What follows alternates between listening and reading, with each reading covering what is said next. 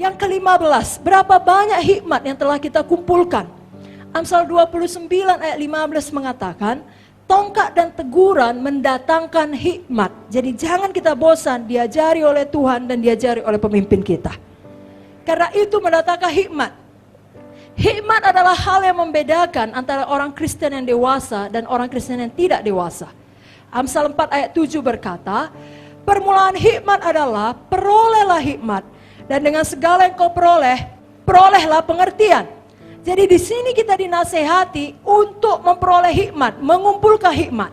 Hikmat mengubah orang yang lugu atau seorang anak menjadi seorang yang dewasa rohani, yang memiliki kebijaksanaan. Tuhan Yesus sendiri bertumbuh di dalam hikmat.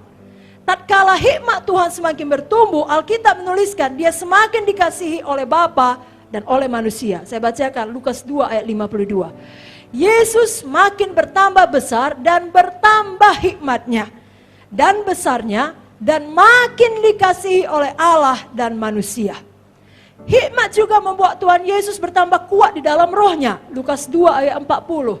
Anak itu bertambah besar dan menjadi kuat, penuh hikmat dan kasih karunia Tuhan ada padanya. Saudaraku, kitab Amsal di dalam Alkitab ini adalah salah satu kitab yang sangat spesial. Kitab ini penuh dengan hikmat raja-raja. Karena Amsal ini ditulis oleh seorang raja kepada anaknya yang dipersiapkan menjadi raja pula. Jadi nasihat yang diberikannya di dalam buku Amsal adalah untuk membentuk seorang raja yang baik di masa yang akan datang. Dan sekarang kita harus mengerti semua kita dipanggil Tuhan menjadi seorang raja.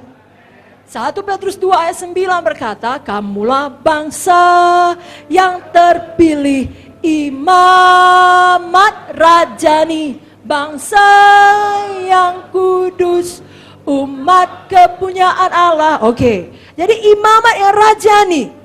Dalam Wahyu 1 ayat 6 dikatakan, Tuhan telah membuat kita menjadi suatu kerajaan, menjadi imam-imam bagi Allah Bapanya.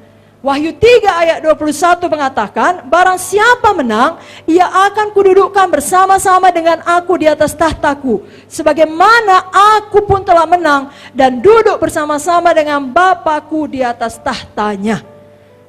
Saudaraku, ini diperlukan, hikmat diperlukan kalau kita mau duduk bersama Yesus memerintah di atas tahtanya. Beberapa tahun yang lalu ini suatu kesaksian, ada pendeta yang meninggalkan pekerjaan yang baik. Ya, kalau kita di Indonesia mungkin katakanlah bisnismen yang berhasil atau PNS yang sudah tinggi tingkatannya untuk menyambut panggilan Tuhan dan menjadi hamba Tuhan full timer. Tapi di satu waktu setelah sekian lama melayani, dia patah semangat dan dia mengeluh kepada Tuhan, Tuhan, kenapalah kau suruh aku meninggalkan pekerjaanku yang baik sedangkan aku hanya punya jemaat sangat sedikit. Saudara tahu berapa jemaat yang setelah sekian lama melayani? Cuman 20. Tapi kemudian Tuhan bicara kepadanya, engkau sedang menyiapkan 20 raja untuk memerintah bersama aku di sepanjang kekekalan. Jadi Tuhan memberikan kepada dia pengertian. Pengertian itu mengubahkan cara berpikirnya, membangkitkan semangatnya. Walaupun hanya 20, tapi bukan 20 orang biasa, melainkan 20 raja yang akan memerintah bersama-sama dengan Tuhan. Jadi kita perlu sekali memiliki hikmat pengertian. Itu langsung mengubah cara berpikir kita. Kita baca Amsal, hal-hal yang tadinya kita tidak tahu, kita jadi tahu. Hal-hal yang kita tidak tahu jalan keluarnya, kita jadi tahu jalan keluarnya. Amsal 3 ayat 13 sampai 16 saya bacakan. 13 sampai 26, Amsal 3. Berbahagialah orang yang mendapat hikmat, orang yang peroleh kepandaian, karena keuntungannya melebihi keuntungan perak, hasilnya melebihi emas. Ia lebih berharga daripada permata, apapun yang kau inginkan tidak dapat menyamainya. Umur panjang ada di tangan kanannya. Nah, ini ayat selalu kita kasih kalau orang ulang tahun. Jadi rupanya nggak bisa dapat umur panjang kalau tidak peroleh hikmat. Dapat hikmat, baru umur panjang ada di tangan kanannya, di tangan kirinya kekayaan dan kehormatan. Jalannya adalah jalan penuh bahagia, segala jalannya sejahtera semata-mata. Ia menjadi pohon kehidupan bagi orang yang memegangnya. Siapa yang berpegang padanya akan disebut berbahagia. Dengan apa Tuhan meletakkan dasar bumi? Dengan hikmat. Dengan apa Tuhan menetapkan langit? Dengan pengertian.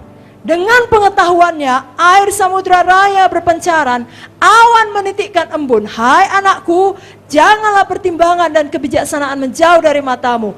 Peliharalah itu, maka itu akan menjadi kehidupan bagi jiwamu, perhiasan bagi lehermu. Kau akan berjalan di jalanmu dengan aman. Kakimu tidak akan terantuk. Kalau kau berbaring, kau tidak terkejut. Kalau kau berbaring, kau tidur nyenyak. Jangan takut kepada kekejutan yang tiba-tiba, atau kepada kebinasaan orang fasik bila itu datang. Tuhanlah yang menjadi sandaranmu, menghindarkan kakimu dari jerat. Saudara, kalau kita buka kembali buku 2 Tawarikh, pasal 1 ayat 7-13, kita akan melihat pada waktu Salomo mempersembahkan persembahan, Tuhan menampakkan diri kepadanya dan bertanya, apa yang kau inginkan? Aku pasti kabulkan. Salomo meminta hikmat dan pengertian. Lalu Tuhan berkata, karena kau tidak meminta kekayaan, kau tidak meminta nyawa musuhmu, kau tidak meminta umur panjang, tapi justru meminta hikmat dan pengertian, aku akan memberikan hikmat dan pengertian ditambah semuanya itu. Sebelum engkau tidak ada seperti engkau, sesudah engkau tidak ada seperti engkau. Hari ini pun kita minta hikmat. Yakobus 1 ayat 5 berkata, jikalau ada yang kekurangan hikmat, hendaklah ia memintanya kepada Tuhan. Biar kita merindukan hikmat sehingga kita meminta hikmat. Mari kita angkat tangan kita deklarasikan. Saya minta hikmat dari Tuhan. Saya bertumbuh dalam hikmat Tuhan. Itu lebih berharga dari ribuan emas.